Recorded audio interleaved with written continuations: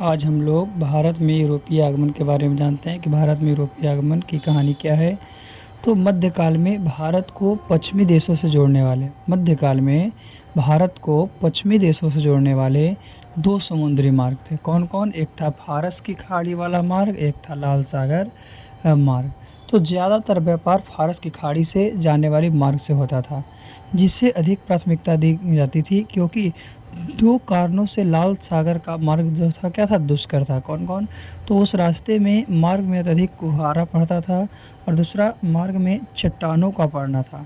तो एशिया में यूरोप को जाने वाली वस्तुएं अनेक राज्यों एवं मार्गों से होकर गुजरती थी और हर राज्य को चुंगी और मार्ग कर देने पड़ते थे, यानी कि टैक्स देने पड़ते थे हर राज्य को। तो इस तरह से भारत में यूरोपियों का आगमन था। तो यूरोप के व्यापार में इटली के व्यापारियों का एक अधिकार था और इसके कारण यूरोप के नवीन राज्य व्यापार से वंचित थे और यूरोप के नवीन जो थे राज्य वो व्यापार से क्या थे? वंचित थे। वही 1453 ईस्वी में तुर्कों ने कुस्तुनतुनिया पर विजय प्राप्त कर ली और ऑटोमन साम्राज्य की स्थापना की। कुस्तुनतुनिया पर विजय प्राप्त करने पर ऑटोमन साम्राज्य की स्थापना हुई और फारस की खाड़ी वाले मार्ग पर इनका नियंत्रण स्थापित हो गया। फिर तुर्कों ने इस क्षेत्र से होने वाले यूरोपीय व्यापार में दिक्कतें पैदा करने लगे। तो भौगोलिक खोज जो था एवं व्यापारिक मार्गों के आविष्कार से में पुर्तगाल अग्रणी थे। सब में सबसे अग्रणी कौन थे? पुर्तगाल थे।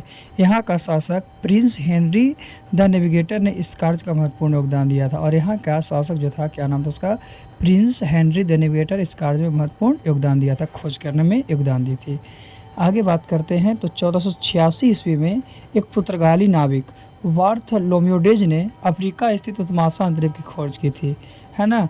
केप ऑफ गुड होप की खोज निकाला था। वही 1492 में स्पेन की सहायता से कोलंबस नामक एक क्या था? नाविक था, भारत की खोज के लिए निकला था अंटार्कटिक महासागर में।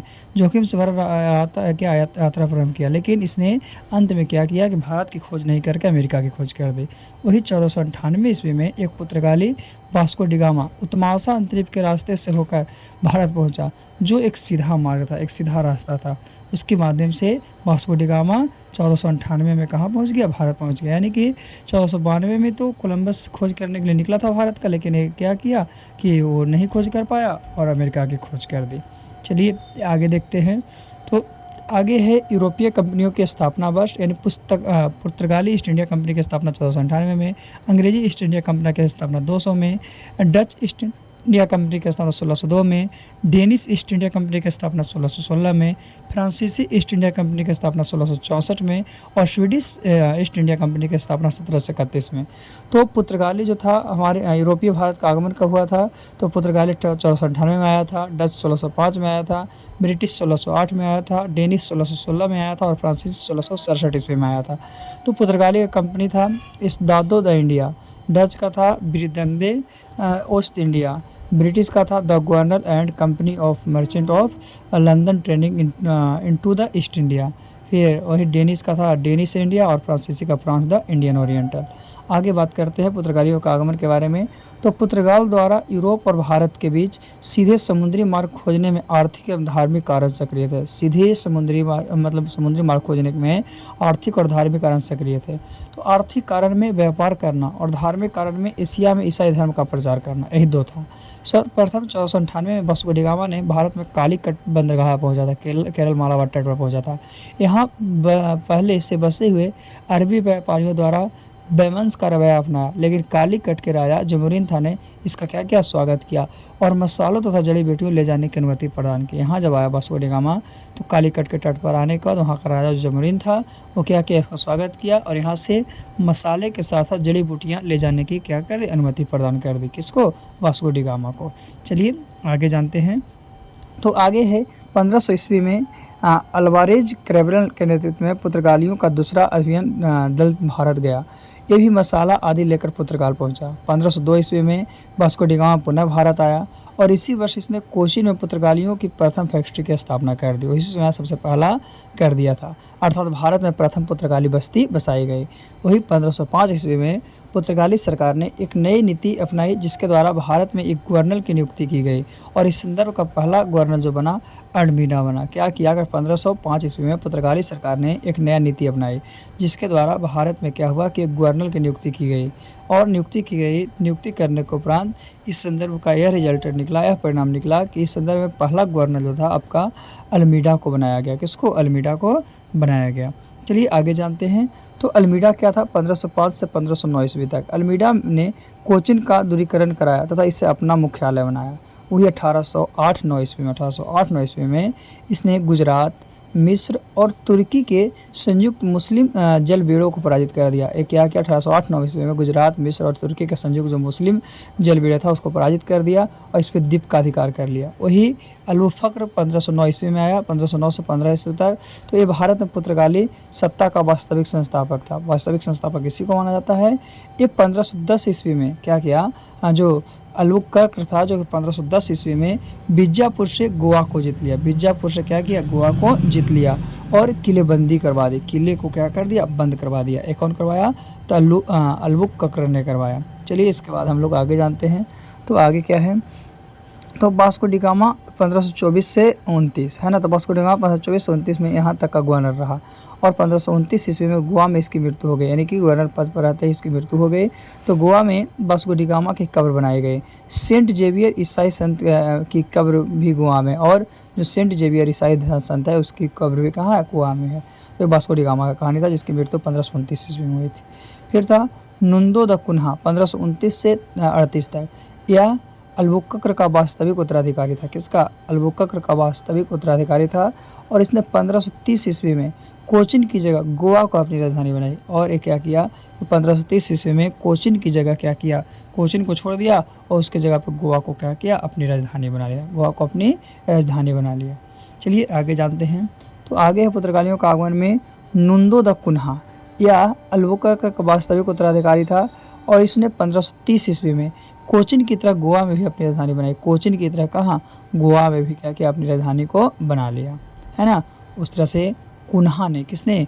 कुन्हा ने मद्रास के निकट, किसके निकट? मद्रास के निकट थैंसोम तथा बंगाली में हुगली और में पुर्तगाली बस्तियों की स्थापना करके भारत के पूर्वी तट की ओर पुर्तगाली वाणिज्य का विकास किया। और भारत के पूर्वी तट की ओर पुर्तगाली वाणिज्य का क्या किया? विकास किया, डेवलप किया। कौन?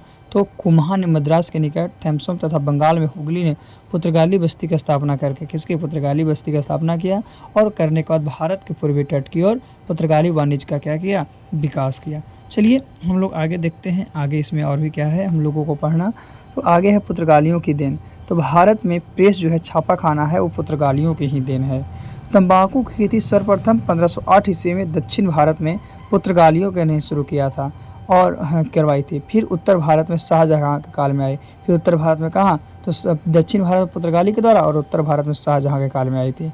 भारत में पपीता, अनानास, लीची, संतरा, आलू, शकरकंद, मूली, काजू और बादाम की खेती पुर्तगालियों की देन है। भारत में जो है पपीता हो गया, अनानास हो गया, लीची हो गया, संतरा हो गया, आलू हो गया, शकरकंद हो गया, मूंगफली हो गई, काजू हो गई, बादाम हो गई, ये सब की खेती जो है आपका पुर्तगालियों की ही देन थी। तो ये सब हम लोगों को पुर्तगालियों का देन है। सबसे पहले क्या है कि भारत में प्रेस यानी कि छापाखाना पुर्तगालियों की ही देन थे।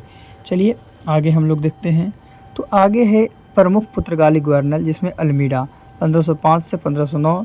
ये क्या किया? मिस्र, तुर्की तथा गुजरात की संयुक्त मुस्लिम जलबेड़ों का पराजित किया, कोचिन का दुर्गीकरण किया और केनारोन में पुर्तगाली फैक्ट्री की स्थापना की। दूसरा था अल-बुकर्क जो कि 1510 ईस्वी में गोवा को जीतकर पुर्तगाली अधिपत्य की स्थापना की। गोवा को जीत लिया, जीतने के बाद पुर्तगाली अधिपत्य की स्थापना की और भारत में पुर्तगाली सत्ता का वास्तविक संस्थापक बना। और भारत में जो आपका पुर्तगाली सत्ता था उसका वास्तविक संस्थापक बना।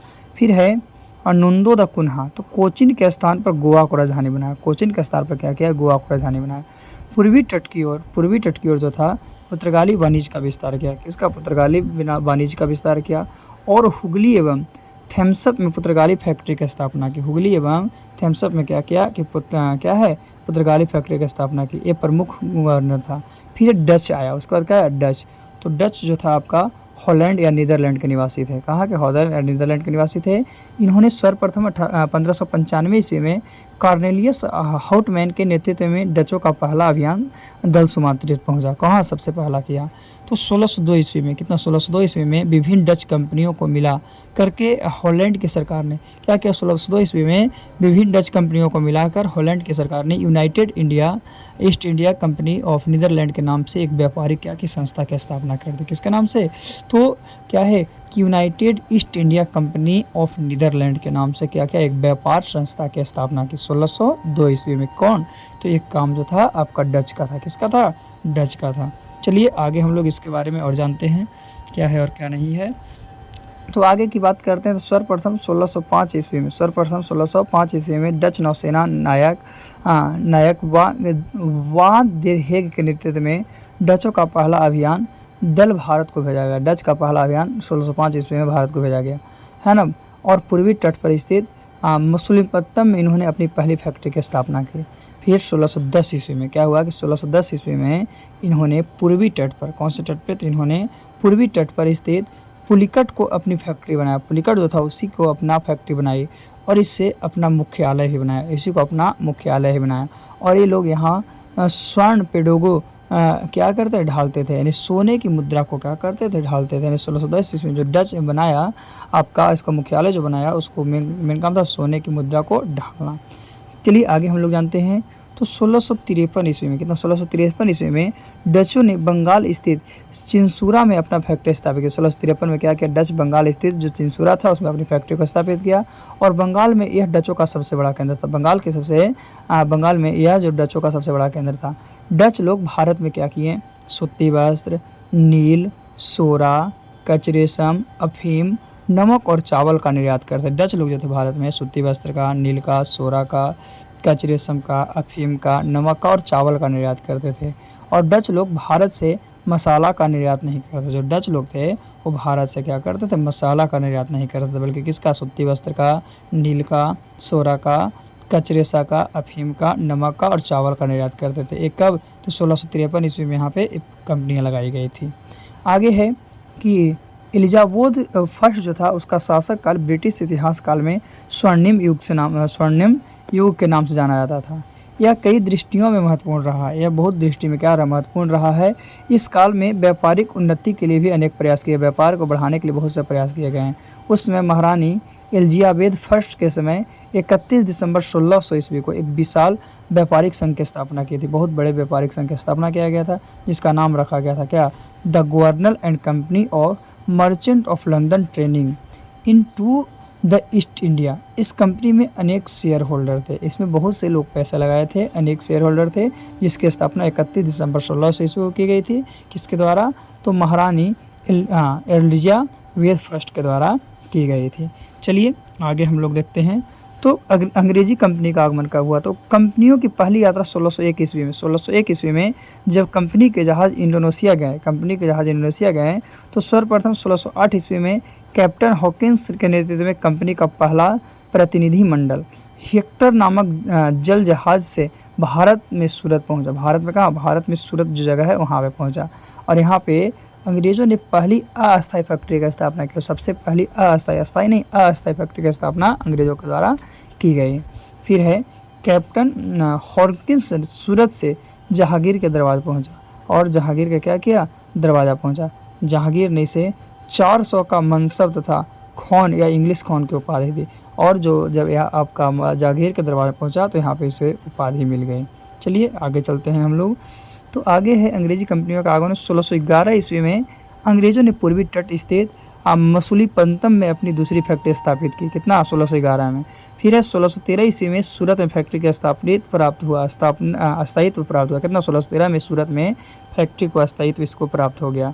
फिर 1615 ईस्वी में क्या हुआ कि ब्रिटिश सम्राट जेम्स फर्स्ट जो था इसके राजदूत के रूप में सर टाइम्स रो, कौन नाम था? सर टाइम्स रो जो था आपका जहांगीर के दरबार में आया। कहाँ? जहांगीर के दरबार में आया और यह 3 वर्षों तक जहांगीर के दरबार में रहा। 1615 में आया तो 1618 ईस्वी तक क्या किया कि जहांगीर के दरबार में रहा। 3 सालों तक क्या रहा?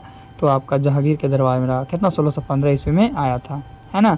चलिए इसके बाद हम लोग आगे की बात करते हैं तो आगे है आपका अंग्रेजी कंपनी के आगमन में कि इससे व्यापार करने से संबंधित तथा व्यापार करों के छूट से संबंधित 2 लाइसेंस कंपनी के लिए प्राप्त किया, 2 लाइसेंस कंपनी प्राप्त किया, व्यापार करने से संबंधित, व्यापार करों में छूट से संबंधित, है ना। फिर 1632 ईस्वी में अंग्रेजों ने गोलकुंडा के सुल्तान अब्दुल्ला कुतुब शाह से 500 पाउंड वार्षिक कर देने के बदले, 500 का जो पाउंड था हर साल देने के बदले गोलकुंडा के सही बंदरगाह से व्यापार करने का अधिकार प्राप्त कर लिया कि हम गोलकुंडा के सही बंदरगाह से क्या करें, व्यापार करेंगे, इसके लिए हम सालाना 500 पाउंड देंगे। लाभकारी फरमान होने के कारण, लाभकारी फरमान था, इसके कारण इसे सुनहरा फरमान के नाम से जाना जाने लगा। और ये लाभकारी था, लाभकारी फरमान होने के कारण इसे सुनहरा फरमान के नाम से जाना प्रारंभ कर दिया। चलिए हम लोग आगे चलते हैं, आगे क्या है। तो आगे है आपका 1639 ईस्वी में चंद्रगिरी के शासक ने अंग्रेज़ों ने मद्रास को पट्टे पर प्राप्त किया। 1639 ईस्वी में चंद्रगिरी के शासक ने अंग्रेज के मद्रास को पट्टे पर प्राप्त किया। यहाँ पर अंग्रेज ने सेठ जॉन्स नामक किले का निर्माण किया और सेठ जॉन्स नामक किले का निर्माण अंग्रेज के द्वारा करवाया गया था 1639 ईस्वी में। वही 1661 ईस्वी में 1661 ईस्वी में ब्रिटेन के सम्राट चार्ल्स II का विवाह पुर्तगाली राजकुमारी कैथरीन के साथ हुआ। 1661 में ब्रिटेन के सम्राट जो था चार्ल्स II, उसका विवाह पुर्तगाली राजकुमारी कैथरीन के साथ हुई। इस उपलक्ष्य में पुर्तगालियों ने से दहेज रूप में बम्बई चार्ल्स II को प्राप्त हुआ और पुर्तगालियों से दहेज के रूप में बम्बई तथा चार्ल्स II को क्या हो गया, प्राप्त हो गया। 1661 ईस्वी की कहानी। चलिए आगे हम लोग चलते हैं। तो आगे है 1669 ईस्वी में चार्ल्स II ने बम्बई में 10 पाउंड वार्षिक किराया पर कंपनी को दे दिया गया, 10 पाउंड वार्षिक किराया पर कंपनी को दे दिया। और फिर कंपनी ने ओगियार्स को अपना अधिकार नियुक्त कर बम्बई के गाँव को शहरीकरण करवा दिया। बम्बई के गाँव जो था, जितने गाँव था सभी को शहरीकरण करवा दिया। कितना में, 1669 ईस्वी में। फिर 1698 ईस्वी में अंग्रेज ने बंगाल के एक जमींदार इब्राहिम खां से 1200 रुपये में 3 गांव की ज़मींदारी खरीद ली। 1200 रुपये में क्या किया कि 3 गांव की ज़मींदारी खरीद लिया 1698 ईस्वी में। एक गांव था गोविंदपुर, सुतातनी और कोलकाता। यही 3 गांव विकसित होकर कलकत्ता नगर बसा। कलकत्ता नगर, यही 3 गांव विकसित हुआ, डेवलप किया तो कलकत्ता नगर बसा। और कलकत्ता नगर को बसाने का श्रेय जॉब चारनाक को जाता है। किसको, जॉब चारनाक को जाता है। आगे हम लोग जानते हैं 1700 ईस्वी में कलकत्ता के फोर्ट विलियम्स किले का निर्माण हुआ। 1700 ईस्वी में कलकत्ता में फोर्ट विलियम्स किले का निर्माण हुआ और यह पूर्वी भारत के सभी बस्तियों का केंद्र बन गया। पूर्वी भारत के सभी बस्तियों का क्या बन गया, एक केंद्र बन गया। फोर्ट विलियम्स का प्रथम अध्यक्ष सर चार्ल्स आयर था और इसका प्रथम अध्यक्ष सर चार्ल्स आयर था। फिर 1715 ईस्वी में क्या हुआ कि कंपनी का एक प्रतिनिधि मंडल जॉन सरमन की अध्यक्षता में मुगल सम्राट फर्रुखयार के दरबार में पहुंचा। कहाँ, 1715 ईस्वी में कंपनी का एक प्रतिनिधि मंडल जो था जॉन सरमन की अध्यक्षता के मुगल सम्राट के दरबार में पहुंचा। इस प्रतिनिधि मंडल के में हैमिल्टन नामक एक चिकित्सक भी था। चिकित्सक कहने का मतलब क्या, रोग को देख रेख करने वाले एक चिकित्सक भी थे, है ना। आगे हम लोग चलते हैं। तो फिर डेनिश कंपनी का आगमन। डेनिश जो है डेनमार्क के निवासी थे जो 1616 ईस्वी में भारत आया था। 1616 ईस्वी में भारत आया और बंगाल स्थित श्रीरामपुर में, बंगाल स्थित जो श्रीरामपुर है उसमें अपनी बस्ती स्थापित की। यह भारत का मुख्य केंद्र था। तो फ्रांसीसी कंपनी का आगमन कब हुआ, फ्रांसीसी कंपनी, तो फ्रांसीसी ईस्ट इंडिया कंपनी की स्थापना लुई 14 के द्वारा शासनकाल में इसके मंत्री कोलबर्ट के प्रयासों से 1664 ईस्वी में हुई थी। वही सबसे पहले 1667 ईस्वी में फ्रैंको कैरो के नेतृत्व में फ्रांसीसियों का पहला अभियान दल भारत में सूरत पहुंचा और यहीं पर इन्होंने अपनी पहली फैक्ट्री की स्थापना की। और 1667 में सूरत पहुंचा। सूरत पहुंचने के बाद क्या किया कि अपनी फैक्ट्री को स्थापित किया, अपनी फैक्ट्री को क्या किया, स्थापित किया। तो ये था फ्रांसीसी कंपनियों का आगमन। चलिए थोड़ी सी और हम लोग जानते हैं। तो फिर है आपका फ्रांसीसी कंपनी के आगमन में 1673 ईस्वी में बंगाल के सूबेदार सैयद खान ने एक ज़मीन प्राप्त की और इसी ज़मीन पर चंद्रनगर नामक प्रसिद्ध फ्रांसीसी बस्ती का विकास किया। 1701 ईस्वी में फ्रांसीसियों ने पांडिचेरी को अपना मुख्यालय बनाया और यहाँ का पहला गवर्नर फ्रांसीसी मार्टिन बना। वही 1735 ईस्वी में ड्यूमा फ्रांसीसी गवर्नर बना और पांडिचेरी आया। इसी के समय फ्रांसीसी व्यापार का अत्यधिक विकास हुआ। तो इस तरह से भारत में क्या हुआ कि यूरोपियों का आगमन हुआ। यूरोपियों का आगमन हुआ, कौन कौन कब आया, कब क्या किया, इसके बारे में हम लोग जान चुके हैं।